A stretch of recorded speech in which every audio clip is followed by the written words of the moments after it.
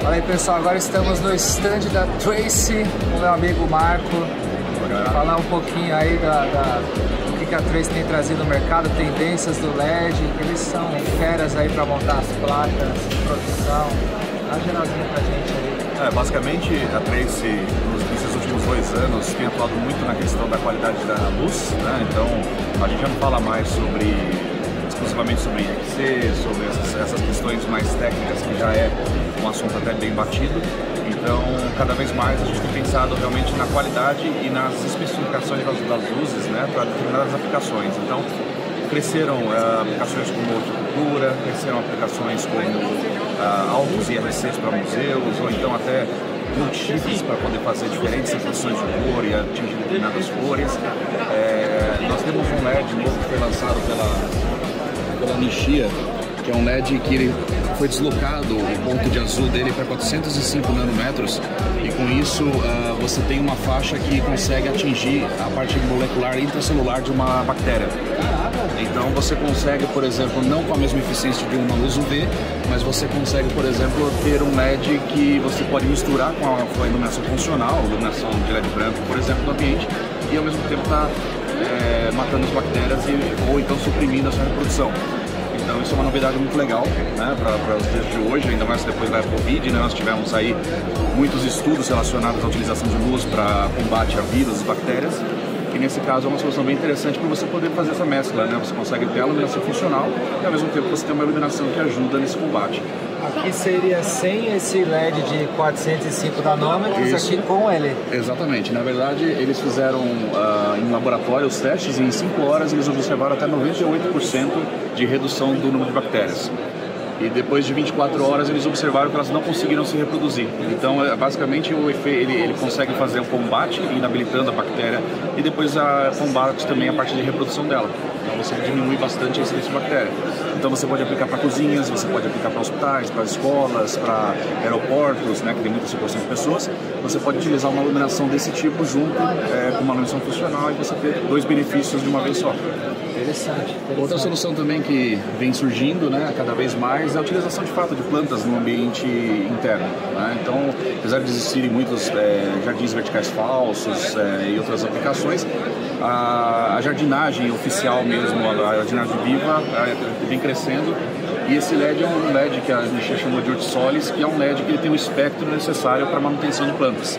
Então também você pode mesclar com a sua iluminação funcional e você ter, por exemplo, spots ali localizados em plantas, e você com isso consegue fazer com que a planta receba a luz necessária para se manter viva, para manter a clorofila e tudo mais, né? Então é bem legal essa parte. Aí tem outros LEDs que infelizmente não deram tempo de a gente trazer para cá, mas existe, por exemplo, um LED também que é um lançamento, que é um LED num espectro próximo ao ciano, que é para você atuar na parte do ciclo circadiano. Então, ao invés de você fazer a mescla de 2 temperaturas de cor, como muita gente tem feito, que é normalmente 2.700 e 6.500, você coloca uma temperatura quente de 2.700, por exemplo, e você, com esse LED ciano, você atua exatamente nos comprimentos de onda da célula, da parte não visual dos nossos olhos, né, que é a parte visual e não visual, que é justamente onde atua nas células de melatonina. Então você consegue fazer com que o ciano ele traga uma nova temperatura de cor para a luz, porque você, quando funciona o ciano, você traz a luz mais para o branco, você começa a azular essa luz, e ao mesmo tempo você não precisa então fazer essa questão de misturar 2 temperaturas de cor, você tem só a temperatura quente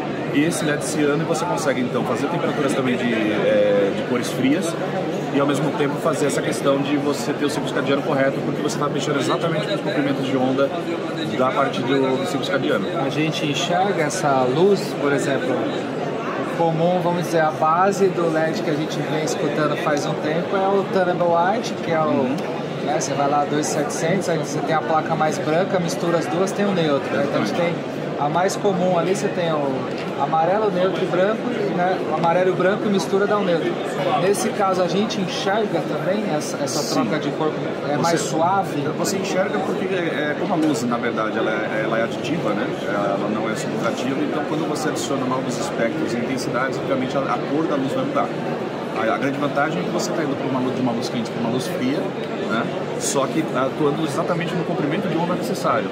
Porque o que acontece? Quando você mistura o 2700 com o 6500, você tem uma mistura, obviamente, no espectro, mas você não está atuando com forma dedicada nos comprimentos de onda da parte não visual dos olhos. Né? Então esse é o grande diferencial. Você tem um LED que você pode atuar exatamente nos comprimentos de onda da parte não visual, né, dos sensores não visuais, e aí você com isso consegue atuar de uma forma mais precisa nesse comprimento de onda e com certeza você consegue resultados mais eficientes na questão do ciclo circadiano. Bacana. É legal. Não é só iluminar, hein, galera? É crescimento de plantas, ajudar a matar bactérias, ciclo circadiano, bastante campo para atuar e mexer. A luz ainda tem muita coisa para a gente conseguir aplicar. Bacana. Mais alguma questão que você acha importante? De resto, a gente ainda trabalha com as ondas de temperaturas de cor, né? Então muita gente, de fato, nem conhecia. A gente observou dessa feira aqui, muita gente não conhecia a temperatura de 2000 Kelvin, né?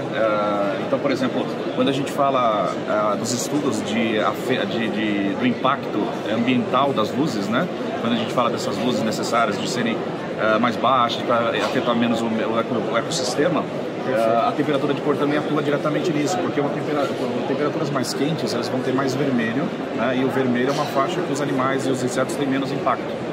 Então, hoje, por exemplo, você pega alguns países onde, para aplicações externas, já se exige cores extremamente quentes. Norma, né? Até a gente tem um LED que a gente recentemente lançou, que é o de 1800K. Exatamente. Esse foi um LED feito para iluminação pública, né? Então é um LED com uma temperatura bem quente, de 1800K, que parece uma vapor de sódio.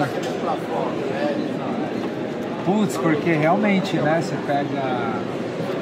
A gente está acostumado com os primeiros LED, luz bem azul, 6500, até arde o olho em alguns locais, né? Então a gente estava acostumado com esse tipo de iluminação, que basicamente o que era?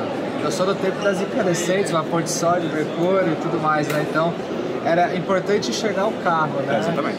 E tinha também um lance até com natureza que tem muito a ver, né? A partir do momento que a gente deixa muito branco, tem esse impacto com os bichos, naturezas, e tem um outro tema que aí dá pano pra manga, que é a poluição luminosa, né? Exatamente, não. Você tem que sempre aliar, na verdade, a questão da luz, né? Então você trabalha o espectro da luz para que ela tenha a redução do impacto na natureza, mas não só isso, você também não adianta colocar a luz ideal, mas iluminando para cima, por exemplo, porque você está afetando aves e tudo mais, né? E já se observa em muitas regiões aqui, inclusive no Brasil, a diminuição de pássaros, por exemplo, né? Porque os pássaros acabam se adaptando muito a essa questão da luz.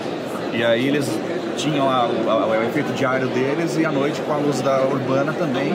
E os pássaros começaram ou migrar para outras regiões, né? Você cria um problema de migração errada na natureza, ou também até a própria morte desses seres vivos que tem naquele ambiente. Então você muda o ecossistema com o impacto da luz. Então o ideal é cada vez mais que os estudos apontem justamente você ter o espectro de luz ideal, a luz ideal e ao mesmo tempo a aplicação dela ser também correta para que você também possa preservar esse ecossistema. Muito louco, né? A gente está falando de vida e morte em LED, né? A gente está falando de crescimento de plantas, harmonia com a natureza, e ao mesmo tempo, se a gente usar errado, a gente pode prejudicar a natureza. Exatamente. Muito bom.